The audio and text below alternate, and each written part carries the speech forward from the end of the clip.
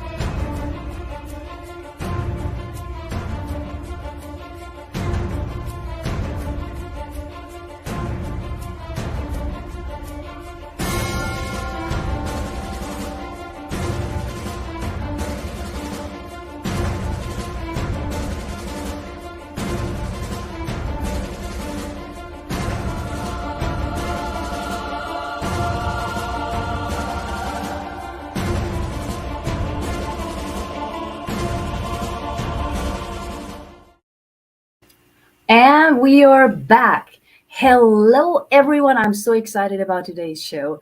First of all, welcome to, of course, the Dr. Natalie show. And today I have a very special guest. And honestly, I'm like jumping up and down. If my daughter was around, she'd be on here with me, ready to watch the interaction with my guest today.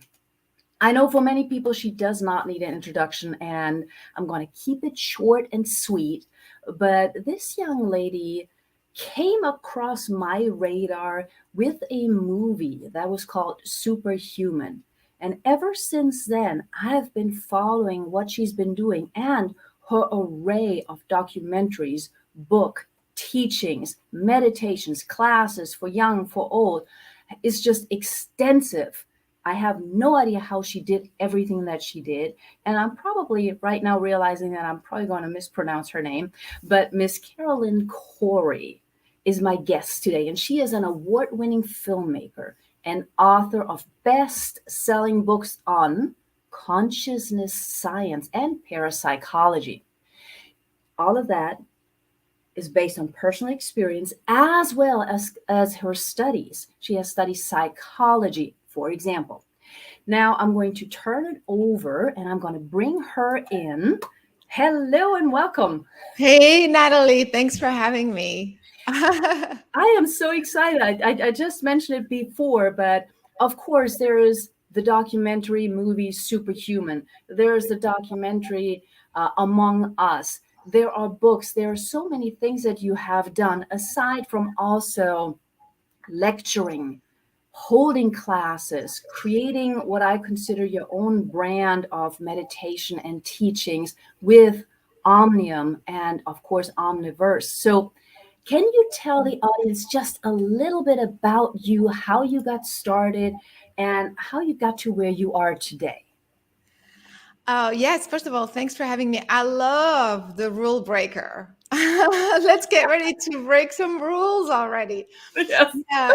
So, and I feel like that's exactly what happened with me. I think I was breaking all the rules since I was 5 years old.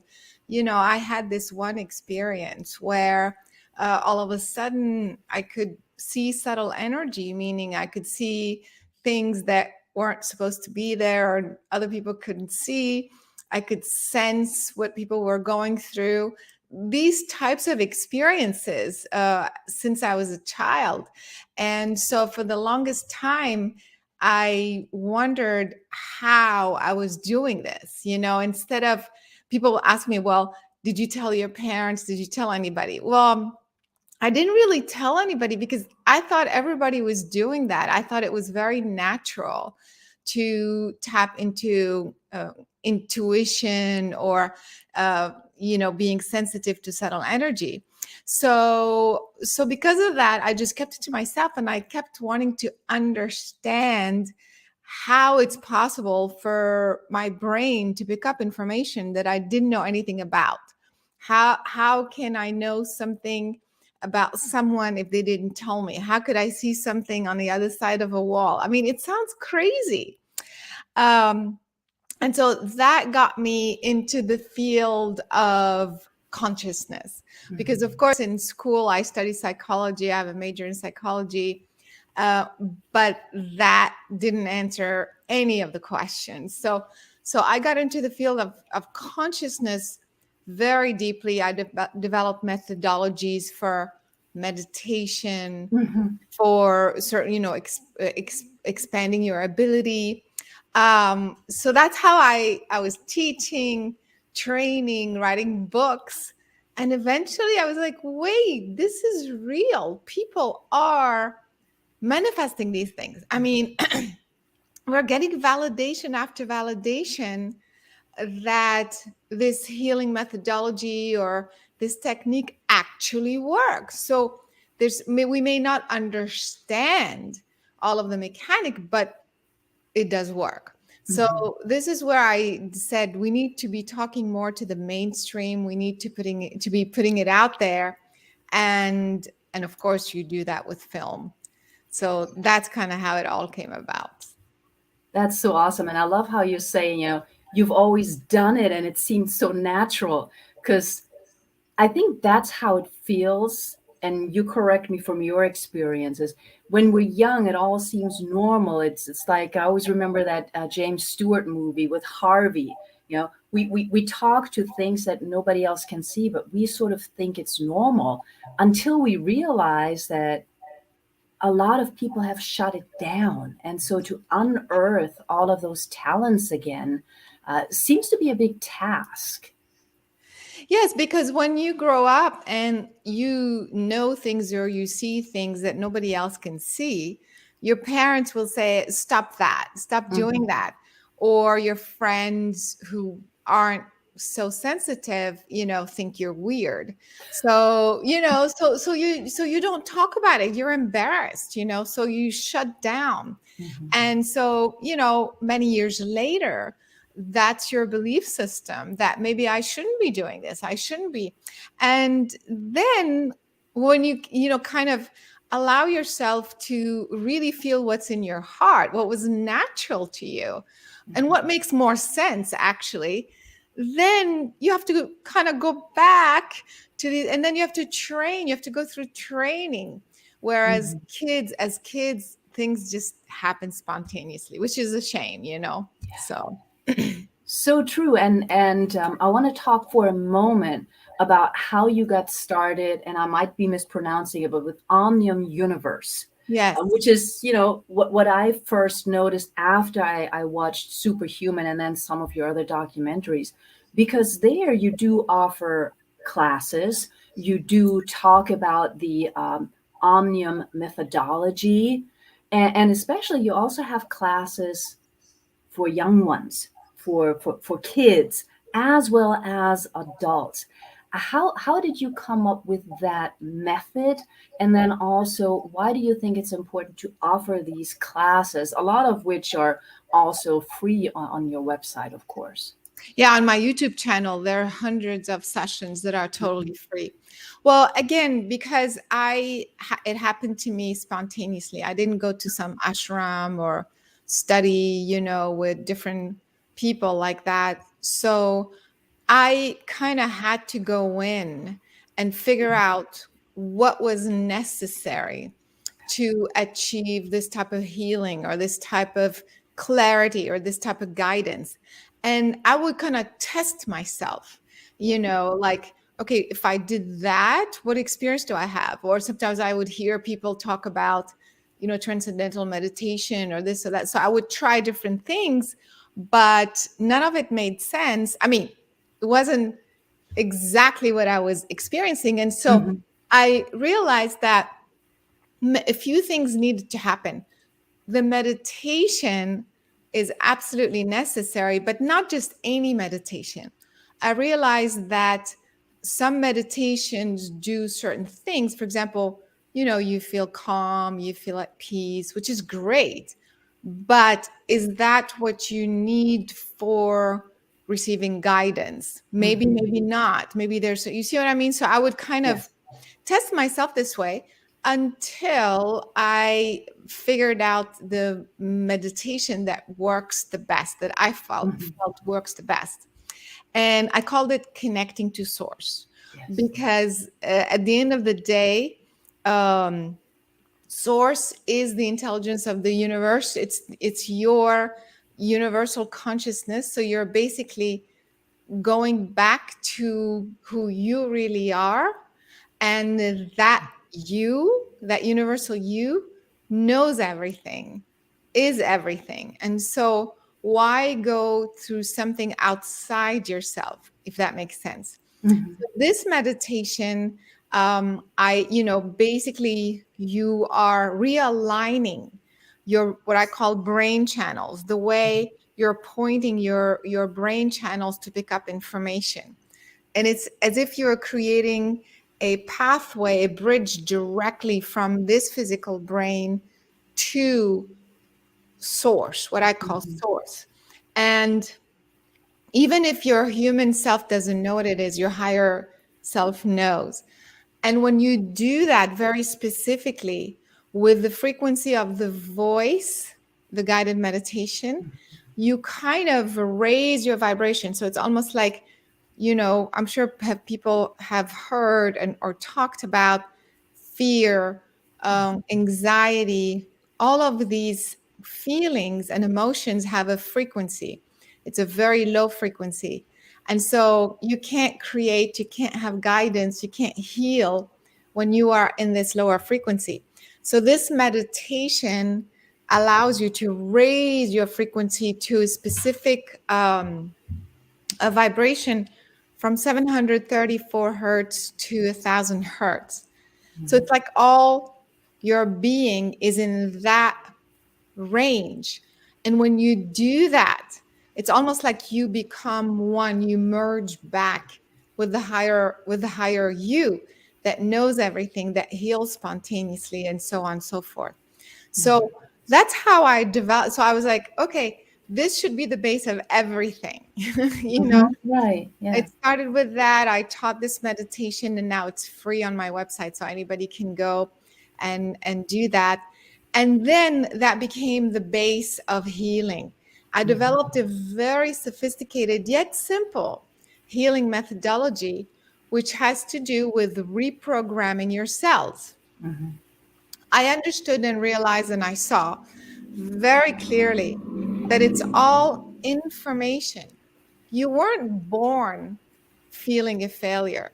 You weren't born thinking you're not good enough. That you learn it's through the experience. When at school your friends make fun of you, when your parents you Mhm. yell at you or whatever, you have emotions. These emotions eventually create a belief system. Right. So you start saying, oh, my father had abandoned me, I must not be good enough or Mhm. important enough, I am not loved. This is a belief system. And so when you project that thought, it's invisible to you, you cannot see the thought, but it's still a frequency. See, everything is energy. Einstein said everything is energy. So you're putting out an energy, and that energy, where do you think it goes? It goes in your cells. It's you. You're talking to you. Right. You're saying, I now think that I'm not good enough or I'm not loved by my father. And as you're thinking, you are feeding information to your cells. So your cells came in feeling great. It has the DNA that knows how to sustain itself. And what is DNA? It's information. It's all information.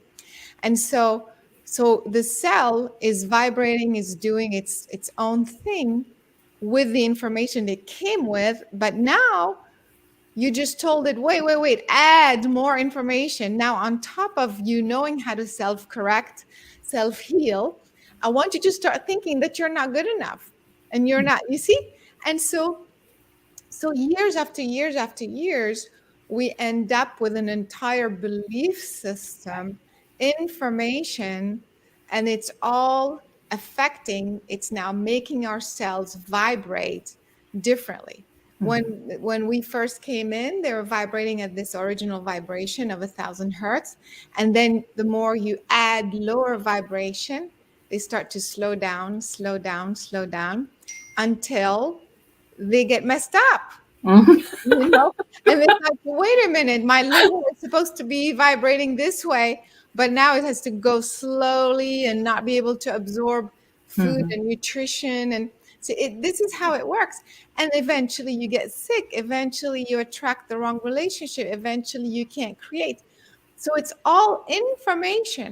So Mhm. the healing methodology is to know which information you put in which cells, in which organ, and to basically undo it. Right. You see. So That's it's all, awesome.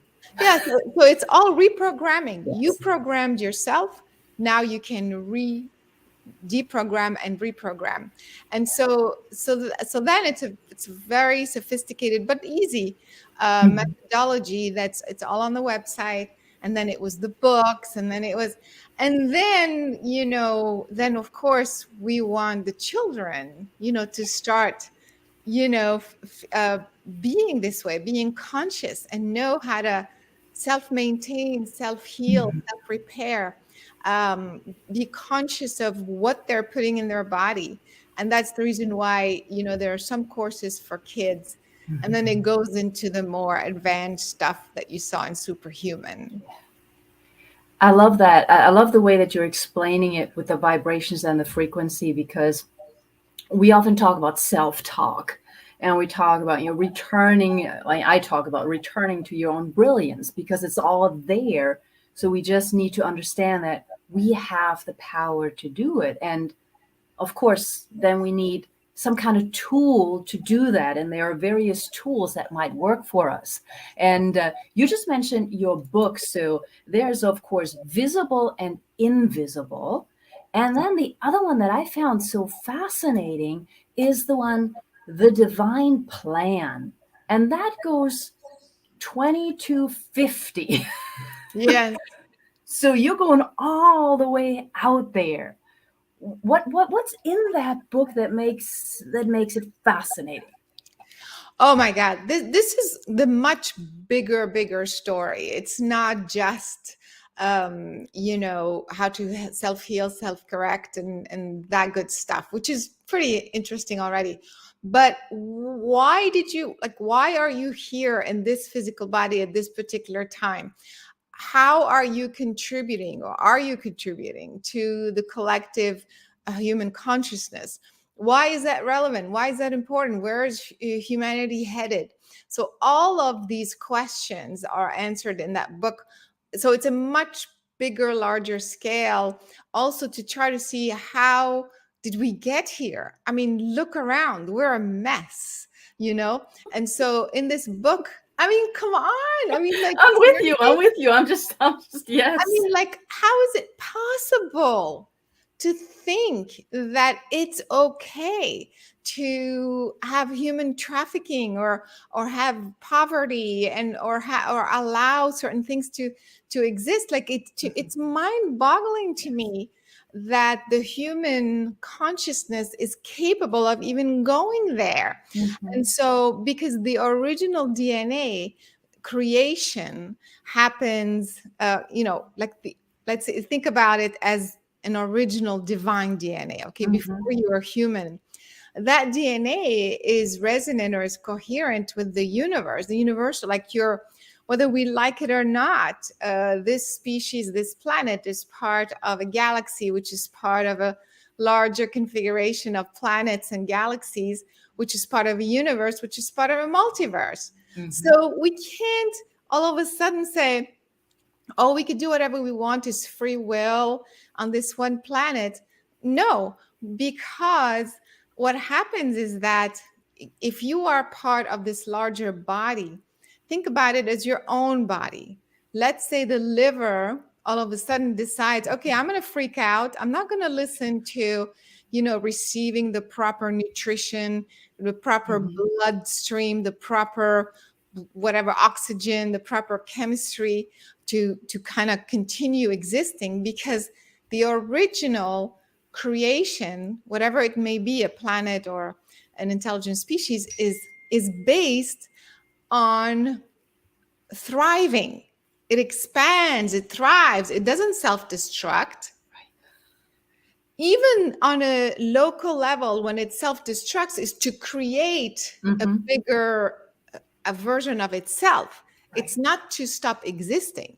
And Mhm. so, because that is our original DNA, so to speak, the liver, when it starts freaking out and say, okay, I'm separate from the body, I'm going to do my own thing, I have free will. Well, what happens?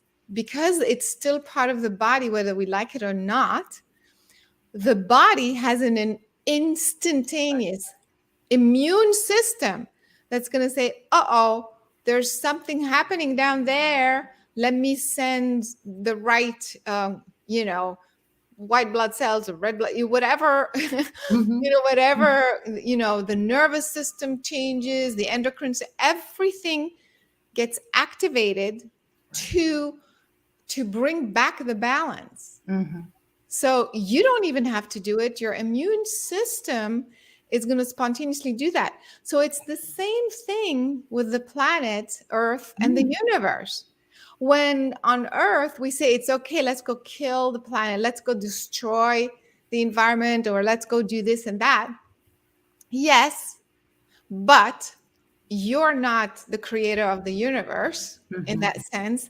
You are still part of the larger body.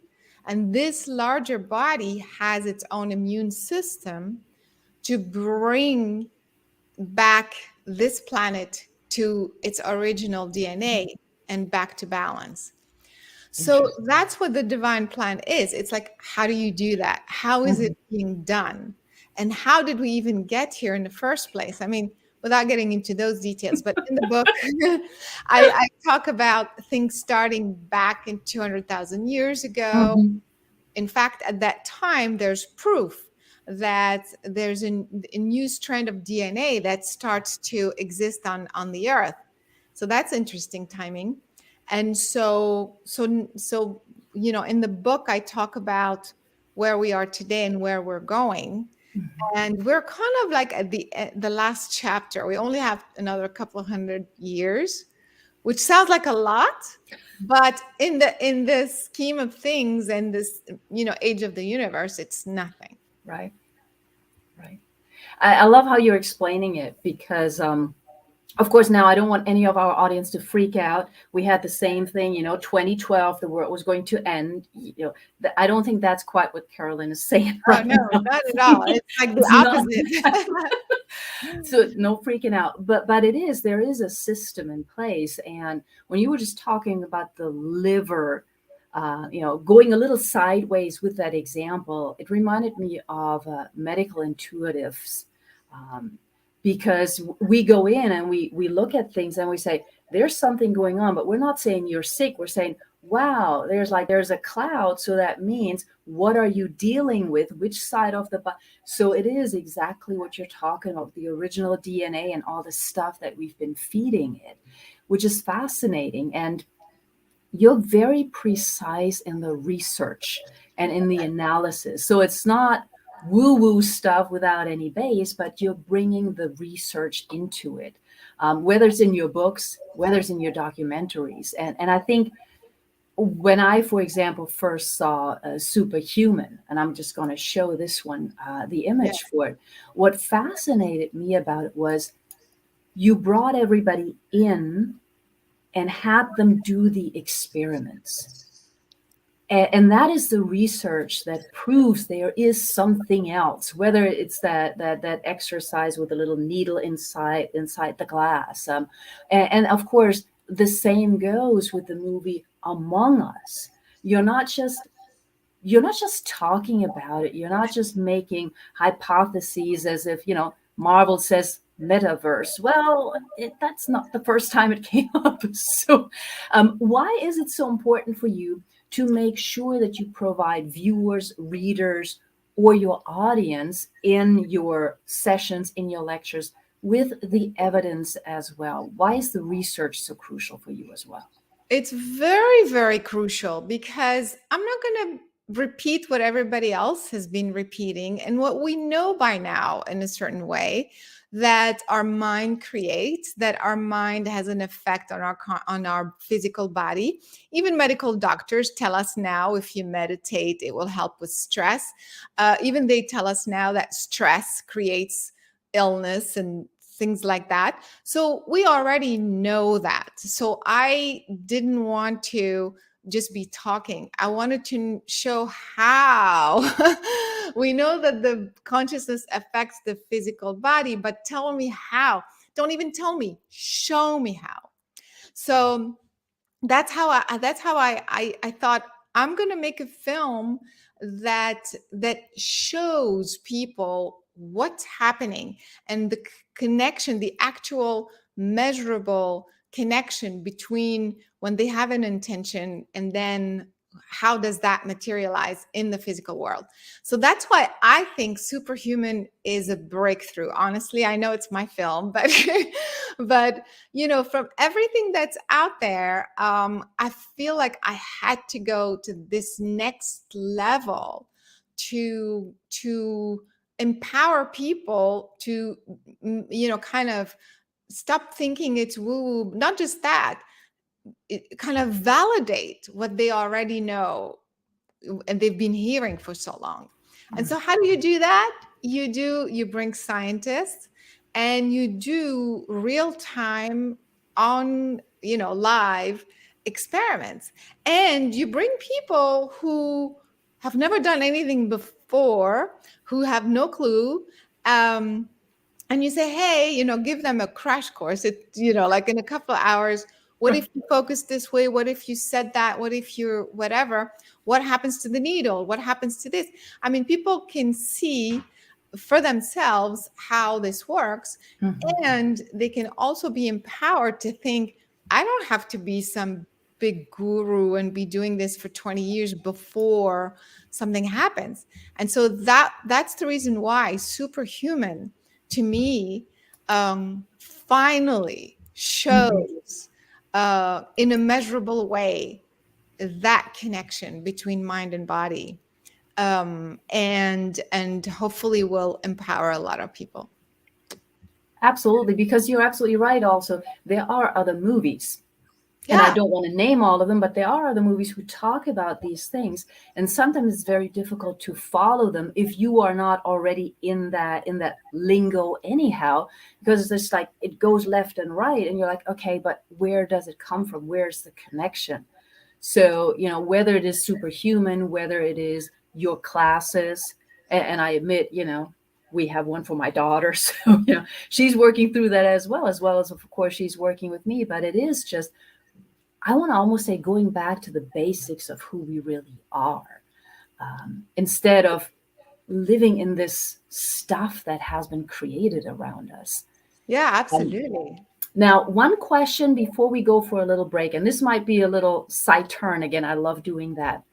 A lot of your meditations, a lot of your classes, especially on your YouTube channel, are also in French. Why is that? Oh, well, I speak French and Japanese and, and a few languages. And so I thought, first of all, to expand to the audience. I mean, why not offer that? And so, of course, I did the first time, I just did the meditation at the time.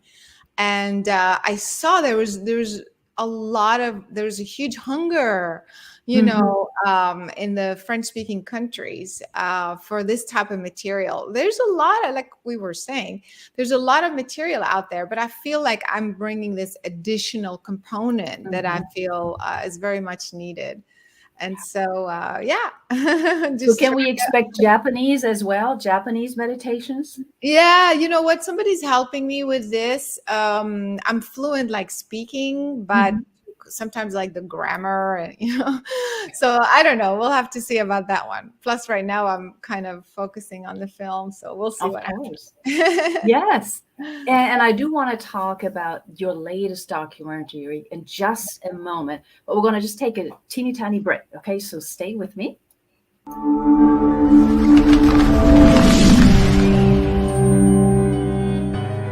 Welcome to the Los Angeles Tribune page. Here you will find original news programming, exclusive digital events, and shows that are directly from the community. At the Los Angeles Tribune, we believe in giving a voice to the voiceless.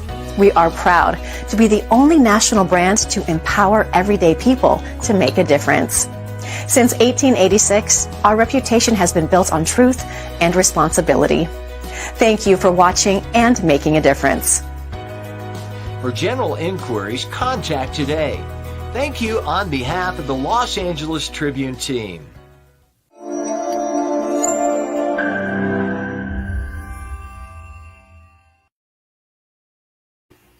And we're back, and I'm going to bring Miss Caroline Cory back in just a second.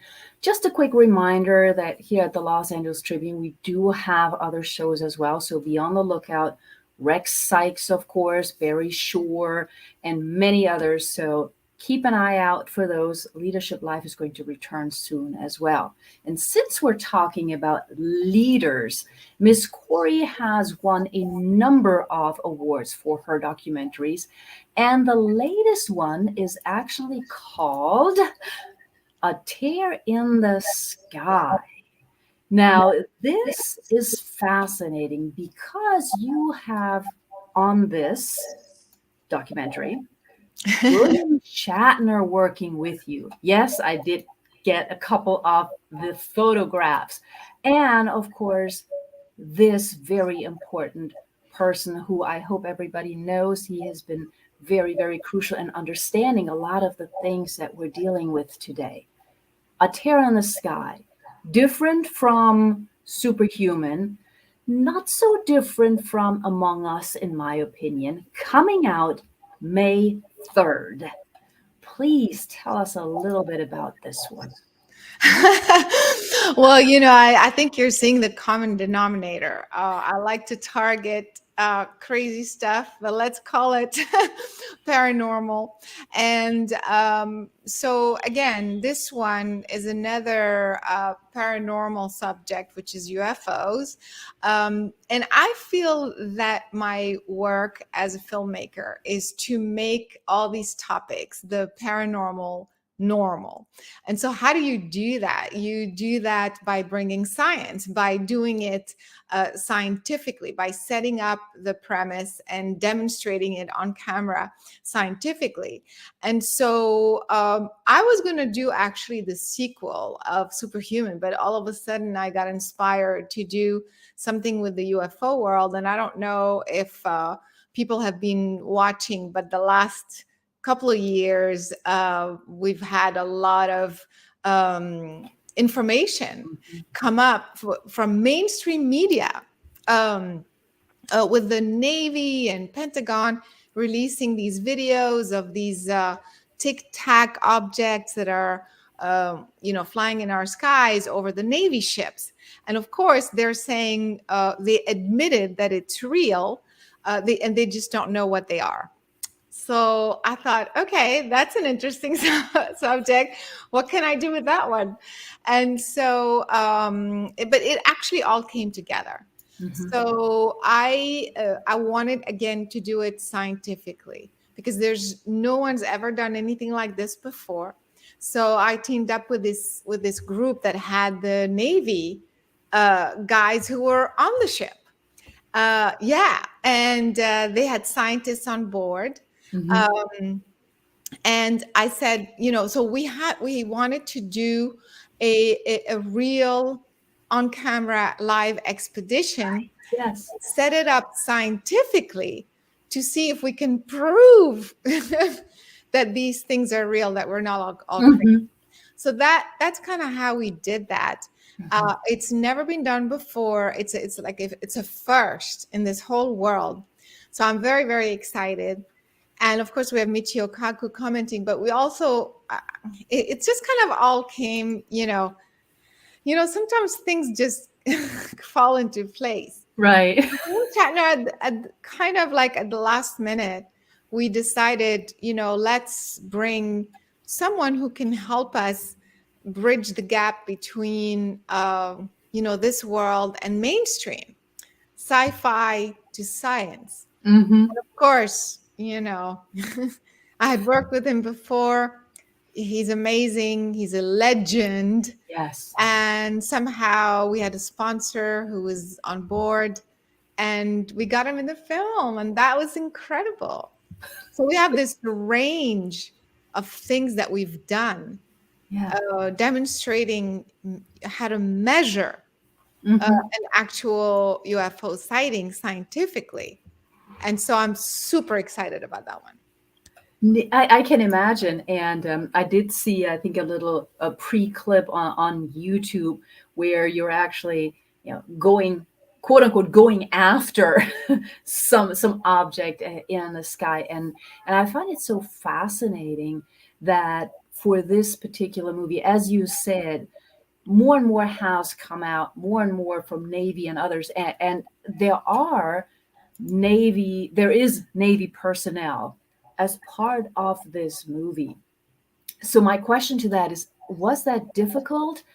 Because I know that a lot of times when you're working for a government, whether it's the US government or anybody else, there are a lot of restrictions of what you are allowed to say and what you're not allowed to say.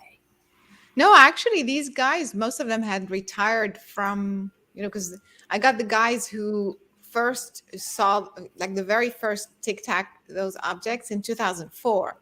Okay. So they had retired by then. And what happened was more ships, the USS Omaha, the USS Kidd, continued to see those same objects afterwards. So I got the original guys. So, and I don't know about what kind of agreement they have, but they said it all in my film. And so I guess there's no restriction at this point. I'm not sure. But but also, the trailer's out. The film is available actually for pre-order. So people can just go ahead and get it. Awesome. And maybe we can post the trailer and the link as well for people to find it.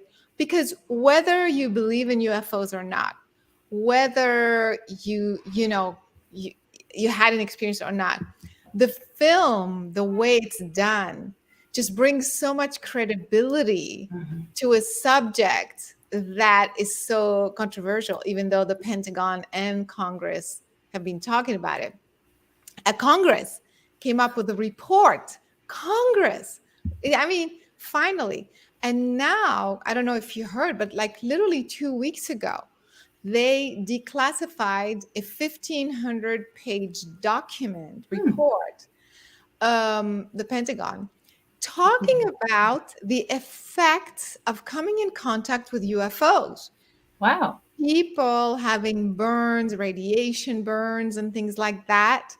All sorts of, symptoms, all the way to abductions. Okay, I was going to ask about abduction. Abductions and unwanted, like unaccounted for pregnancies. I mean, just like me saying that, it sounds so crazy. This is the Pentagon releasing these files. So if this wasn't true, why are they even looking into this? Why are they having reports?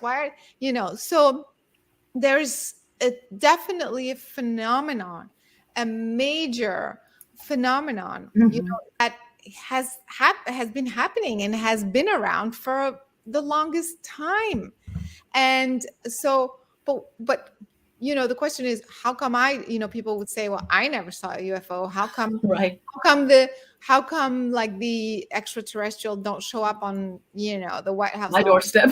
Yeah, or whatever. Well, first of all, remember the movie Don't Look Up. It's like a lot of people aren't really looking or paying attention, or they don't believe, therefore they don't research or whatever. But this is becoming mainstream. This is becoming a serious topic, with Congress looking into it, the Pentagon telling us this and that, things being released from the Navy and the Pentagon. So this is a very serious and real topic. And it is controversial because just imagine that the president of the United States comes out and says, okay, you guys, we've been lying to you. But actually, since the 40s, we've been talking to aliens and we don't know what these things are. It's not our Right. technology. I mean, how do you think they look? And how do you think the public's going to feel? So that's why there's all this secrecy and this weirdness around it. But I think we're at a turning point, and things are going to come out more and more. And I'm hoping my film will help because we collected a huge amount of data. Right. So I think it's a very timely and very important film. So now, of course, I have to turn it around completely. Because I'm with you. Whether I see it or not, I know something's there. I don't think we're the only ones. And, being who I am, I've got certain connections that I believe are real, but who knows? However, whenever something gets publicized by the government, there are immediately the groups of people coming out saying, see, it's a conspiracy. It's not real. I mean, I'm just thinking about the moon landing. Yeah. So how do you now make sure that people understand, or can you even make sure that people understand this is not a hoax by the government? I think your movie helps with that. I think your documentary does. I think it's people project what the government really is or what it's supposed to do. I think people think that in the government, in the Pentagon, everybody's on the same page. Like they think that, all the departments talk to each other and they're, cooperating with each other. That's not true. First of all, in any corporation, there's always a department that does, that does its own thing that nobody else knows about, whatever. And also, don't forget, they're still humans. Humans have issues, blocks, fears, belief systems, or whatever. So I'm telling you, the government, the way it really is functioning is that there's a guy, in one office that really, really, really knows the truth. Okay. There's a guy right next to him, who believes it's true, but he doesn't have the proof and he doesn't know.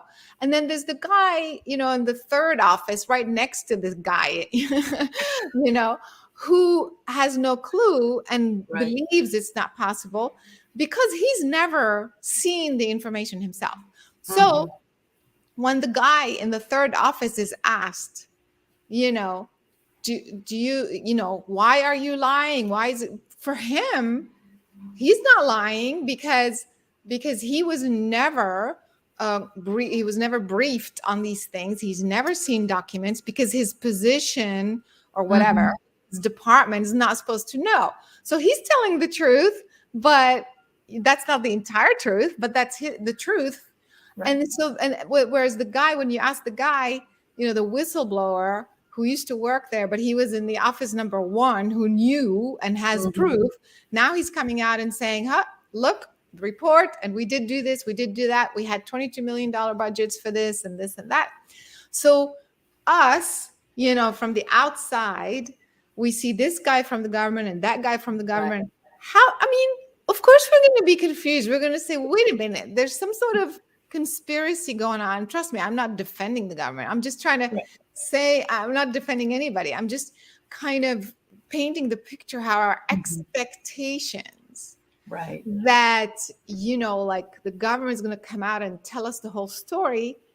No, because some of them really don't have the full story. So that's the problem with waiting for the government to tell us everything. That's why they should tell us what they know for sure. But we also are supposed to be out there and doing the research, which is what I did in the film. Yeah. Awesome. So one question about your crew. You've got the Navy experts, you've got William Shatner, you've got astrophysicists. I mean, you have a whole lot of experts there. And then you have the amazing people behind the camera, the director of photography, You've got the person running the camera. You've got editing. You've got all of that. Is that a team that you use for everything, or did you put it together just for this particular documentary? Well, actually, for this film, this was a new crew. There are a couple of people from before in terms of production, helping with storyline and things like that. But this was at a whole different level. I mean, I think Superhuman was very, very well done, but this was at a whole different scale. I mean, we're talking, first of all, the cinematography is, we filmed in like 5K with red cameras, and because we were in multiple locations, um, over multiple days nonstop, we had to have a massive crew with all of this equipment. So I came across, again, you see how synchronicities happen, the best, most adorable and so talented company. They're called Lux Angeles. They're in Los Angeles, and they had the equipment that I wanted. They had the structure that I want. The infrastructure that I wanted, and they're the best. Like, we really got along, which was very important because it was extremely stressful.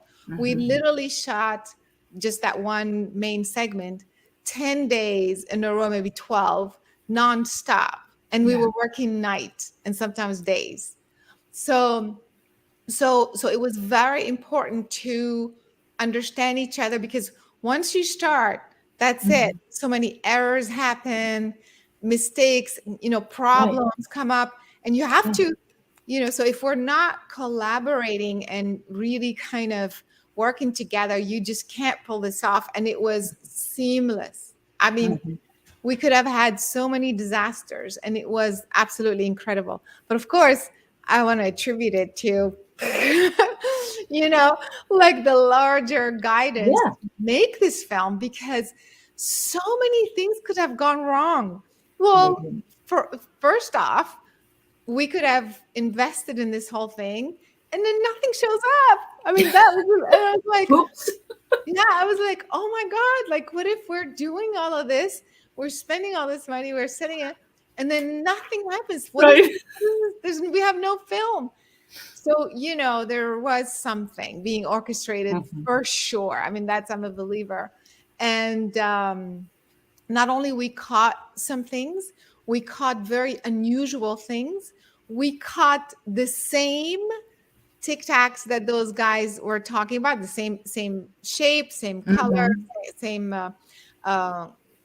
movement, same size as the Navy object, and we capture an anomaly that nobody can figure out, and so we kind of like added to the phenomena, But don't forget, we worked with hardcore scientists on this. These scientists are not into consciousness, right? Not into, oh yeah, let's talk to the aliens. They're into, nuts and bolts, like, hey, let me measure this. So these guys, which is good in a way, because these guys aren't going to see something and jump to conclusions and say, oh, it's a UFO, or believe this, or they're going to like analyze the heck out of it. They're going to be like, what if it's this? What if it's this? What if it's this? Right. Which is exactly what we wanted in film. That's so amazing. We ended up discovering a phenomenon that nobody can figure out. Well, that's fascinating. Sounds like part 2. Yeah, exactly.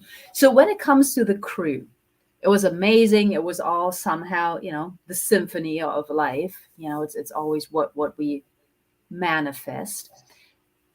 Did any of them change during the process? So did they come in saying, yeah, whatever, I don't believe in this stuff, but I'm just going to do this because it sounds like fun? And then at the end, it was like, oh, I don't believe I saw that.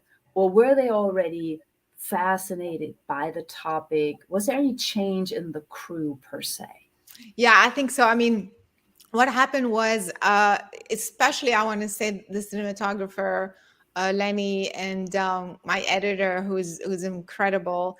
I feel like, I don't know if they believed in it or not, but they were open because they weren't going like, what? I mean, and they were very excited because the way we're going at it, scientifically, the instruments are like mind blowing. I mean, when people see the whole array of like, I mean, it's crazy. So but the technology was incredible. There are some inventions that people will see with the instruments in the film. So anyway, they were fascinated. I don't know if they were believers or not, but I feel that during and after, they learned so much. I feel like they've grown, like, especially when I'm working with the editor very closely, because I'm the one cutting the film with him, he knew nothing about the subject and nothing about science. And we're like talking about all these like technical things. We actually had to cut down a lot of the science just to keep it more mainstream. But like, he learned a lot, and he felt it was fascinating, and I feel like he was more understanding of the bigger picture. So that's huge growth, and same with a few people in the crew as well. And I love when this happens. Yes. Because then it's not just about movie making. It's about life. It's about, we're doing something that's meaningful, that's expanding your consciousness. So what is your hope for this particular movie? And what is your hope in general with the work that you do? Well, with this movie, I really, really hope we reach more of the mainstream, as well as the believer crowd. Because, first of all, for those who already are into the subject, it brings so much more, again, credibility, validation, empowerment, so that, it's not just talking about the subject, is demonstrating, it's showing and proving in a very unique way and on a very large scale. I mean, the scientists are going to write a paper for peer review, which is unheard of, I mean, for in the subject. So that's what I'm hoping for people who are already into the subject. But then for the mainstream, especially now with the government and the Pentagon talking about these subjects more openly, I'm hoping that this film, again, brings even more validation, so that it becomes an easy and effortless conversation when we're talking about the subject. So that could spread into the mainstream even more, and then kind of like a revolving door, help with triggering more information to come out of the government. So I really hope people will support the movie just for that purpose, because secrecies about like this coming out, to finally the government telling us we have this technology, we don't have this technology, or this technology could be extraterrestrial. I mean, think about the implications. So how are they getting here? Are they communicating with us? Like, what else is happening? So now you expand the consciousness of the people. And that's why I think this film is so important. I love that. I'm a historian by trade. And one of the things that we always talk about is, how did the first people arrive, right? There are a number of histories and a number of agreed upon stories, but then there are parts of it where it doesn't add up. Yes. So if people walked across the Bering Strait, for example, but they were already in South America before that, how do you explain that? Or the things we're now finding in India. So I really think that not just this movie, but the work you're doing in general is really important to even just open minds, whatever you believe in the end, but returning to our own talents and gifts. That's what is always fascinating to me, because I think it's just a return. Absolutely. And so I appreciate the work that you're doing. And since we're coming to the end of the show, we know that A Tear in the Sky officially premieres on May 3rd. And it's already available for pre-order. It'll be available a long time after that. Let's think about what your next thing is, if there is anything.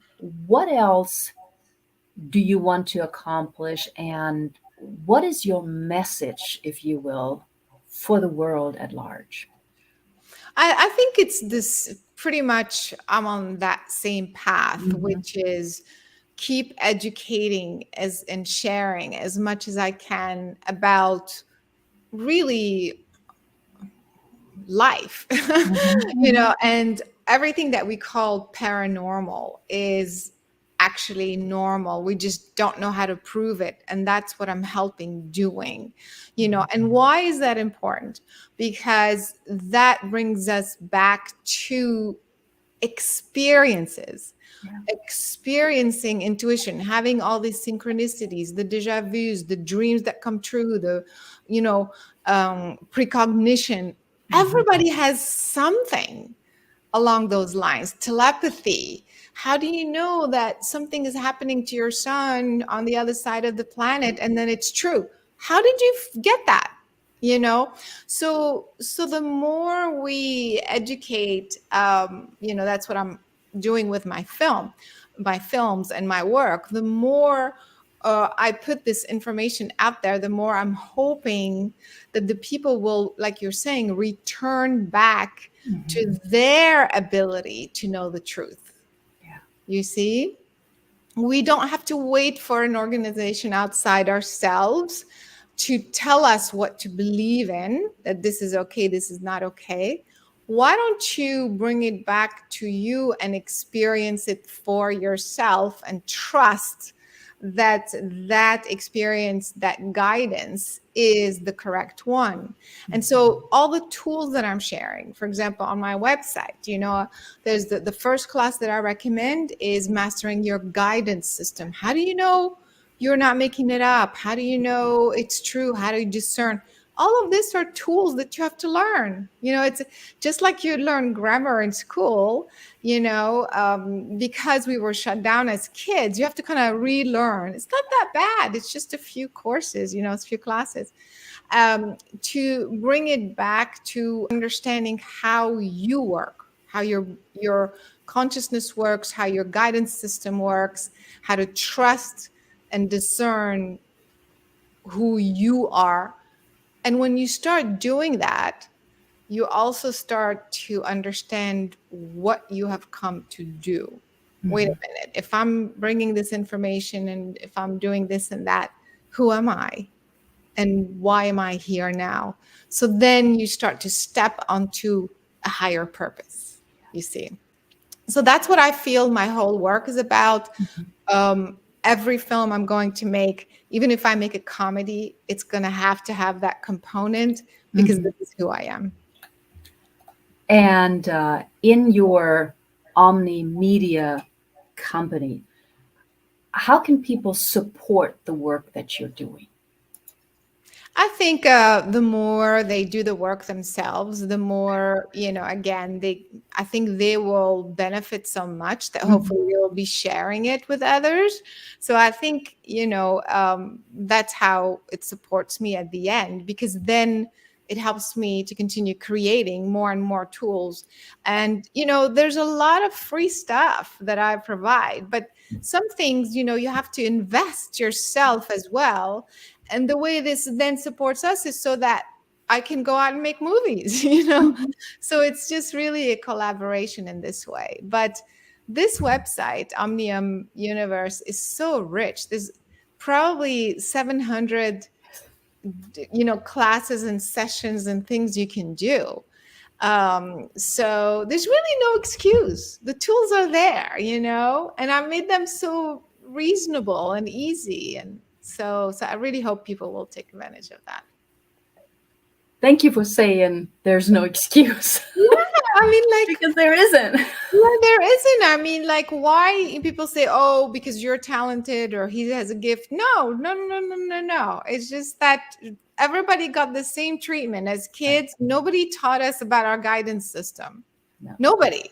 When was the last time you heard a parent saying, oh, you have intuition, and nobody talks that way to their kids. I mean, I'm sure there's a couple people, so we all grew up with this messed up, kind of very confused, separate kind of way of being, and trying to figure out how to navigate this reality and make sense. So here are the tools, you know? Perfect.